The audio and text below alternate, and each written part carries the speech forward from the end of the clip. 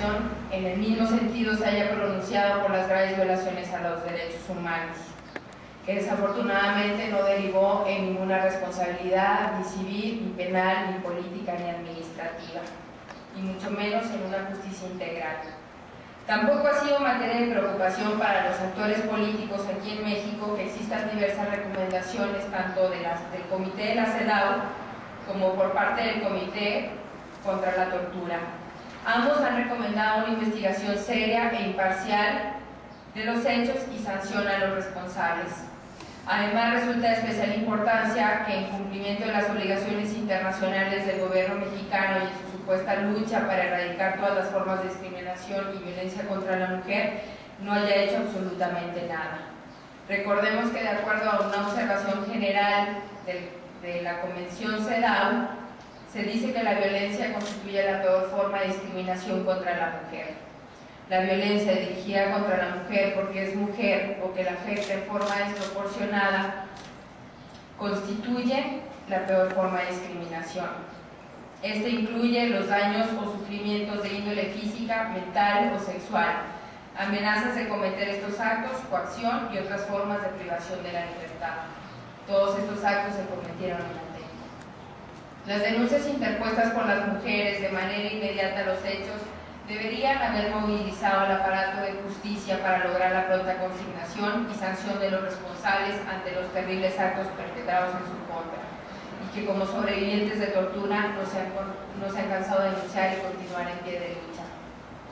Al respecto es de señalar la deplorable actuación de la Fiscalía Especializada en Delitos Violentos contra las Mujeres, la FEVIM, que posteriormente se denominaría FEVINTRA. Esta fue creada mediante un mandato el 16 de febrero de 2006. Dentro de este mandato señalaba que se inspiraba en diversos instrumentos internacionales y también en diversas leyes nacionales para asegurar la vida libre de violencia para las mujeres. El acuerdo señalaba textualmente que la violencia contra las mujeres puede alcanzar la gravedad de la desaparición de las personas, los delitos de homicidio, privación ilegal de la libertad, tortura, violación o mutilación, tornándose en un problema que afecta a varias entidades de la República, teniendo un alto impacto social. Además señalaba que era necesario que no se circunscribiera a una región o municipio como podía ser Ciudad Juárez, sino que tuviera facultad de traer los casos a todo lo largo de la República Mexicana. El caso de Atenco, como también en su momento lo hizo el caso de Lidia Cacho,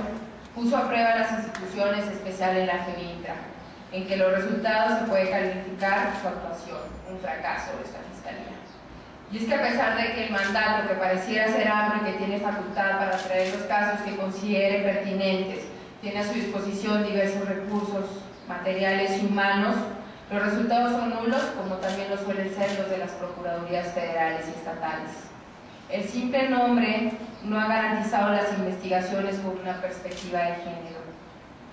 y especializar en investigar la violencia contra las mujeres. Tanto Alicia Elena Pérez Duarte como Guadalupe Morfín, quienes estuvieron a cargo de esta Fiscalía, en su momento prometieron y aseguraron que habrá consignaciones, utilizando estas declaraciones como capital político sin que existiera un verdadero compromiso por consignar a los responsables. Posteriormente, la FEVINTRA, a través de un acuerdo de declinación de competencia, en lugar de determinar la consignación de los responsables ante un juez,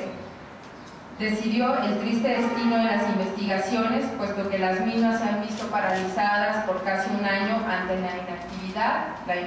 la parcialidad y el desinterés de las autoridades del Estado de México que actualmente se encuentran conociendo el caso. En el mismo sentido, la prueba de la ineficacia de dichas autoridades y del aparato de justicia se prueba con el desenlace que han tenido las únicas dos consignaciones que en su momento existieron. La primera, realizada por actos libidinosos en contra de un policía municipal, que a la postre derivaría en la absolución mediante un amparo, y que de cualquier manera estaba destinada a proteger a sus elementos policiales por parte de las autoridades estatales. Desde un principio se consignó por actos libidinosos y no por violación, a pesar de que la persona fue obligada a realizar sexo oral a uno de los policías. En el otro caso fue consignado por abuso de autoridad y no por tortura. Estuvo plagada de irregularidades y una demora excesiva. Nos fue informado apenas hace unos días que los policías han sido absueltos también en esta causa. La Federación protegió a sus elementos declinando la competencia a favor del Estado de México y exculpándolos de toda responsabilidad y participación en el operativo, tanto de los bajos, medios y altos mandos. Por su parte, el Estado de México ha hecho lo propio con sus elementos estatales y municipales. Les ha garantizado la impunidad a estos y a cualquier actor político involucrado, ya que, como declararían en varios momentos de manera desafortunada y autoritaria tanto Peña Nieto como otros actores del Estado de México, Atenco, más que un error, fue un acierto, puesto que restableció el orden público. A la par, resulta necesario no perder de vista que fueron más de 207 personas detenidas en los hechos referidos y que sufrieron graves violaciones a los derechos humanos. Pero finalmente la impunidad y la protección de los policías ha prevalecido y ha estado garantizada por todos los órganos de gobierno. Además, tenemos a 12 presos políticos con penas desmesuradas,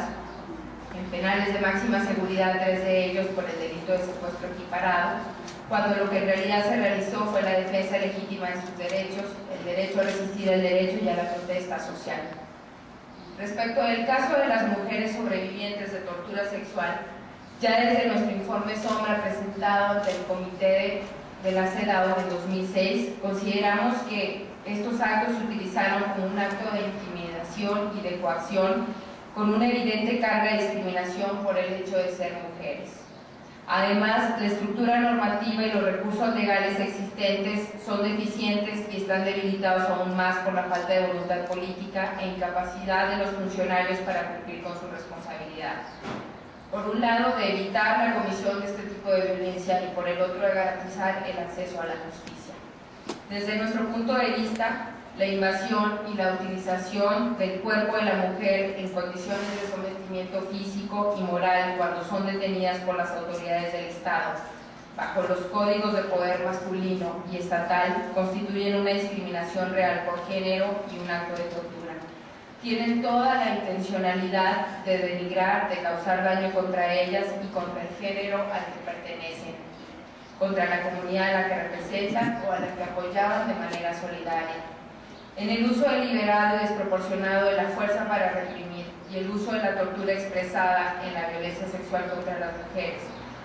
bajo la justificación legal del restablecimiento del orden y la paz social,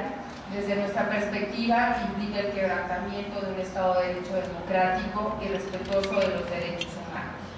La arbitrariedad con la que el gobernador decide ordenar un operativo de seguridad cuestionable legalmente y desde los derechos humanos,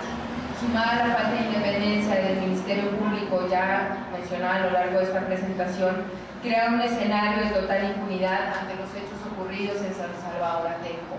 en especial de la tortura sexual ejercida contra las mujeres detenidas, que fue agravada por el discurso desde las autoridades de los gobiernos de minimización y de negación de esa violencia.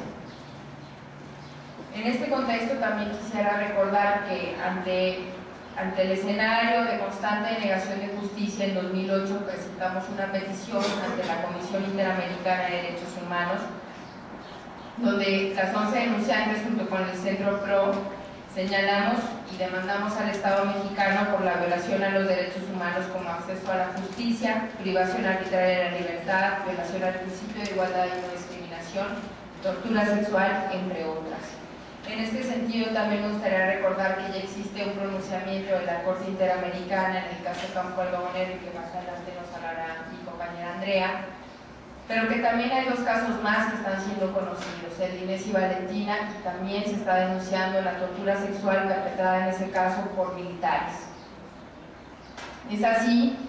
que va a existir un fuerte precedente para el caso Atenco, en donde el Estado deberá de proporcionar las condiciones para que las mujeres vivamos libres de violencia. Finalmente, me gustaría señalar que el caso de las mujeres resulta paradigmático, no solo por la valentía de romper el silencio y exigir la justicia, sino también porque muestra la táctica de guerra empleada de manera generalizada por todos los elementos policiales y autoridades que participaron, así como la impunidad con la que continúan actuando ante el pacto que tienen entre ellos. Finalmente, me gustaría concluir con una cita de Catherine McKinnon, que es una destacada feminista, que en su libro Crímenes de Guerra y Crímenes de Paz señala: como todas las violaciones, estas son a la vez particulares y la particularidad cuenta. Se trata de violación no solo como política para envilecer, torturar, humillar y desmoralizar a la otra parte, no solo como una política de hombres que intentan ganar ventaja y espacio frente a otros hombres. Se trata de violación por orden superior,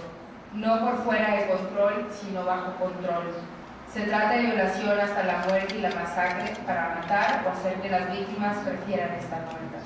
Se trata de violación como instrumento de exilio forzoso para obligar a abandonar el hogar y no volver jamás. Se trata de que la violación sea vista y oída por todos y se convierta en un espectáculo. Se trata de violación para sacudir a un pueblo, para reproducir una cuña en una comunidad. Se trata de la misoginia deliberada y desenfrenada por orden oficial.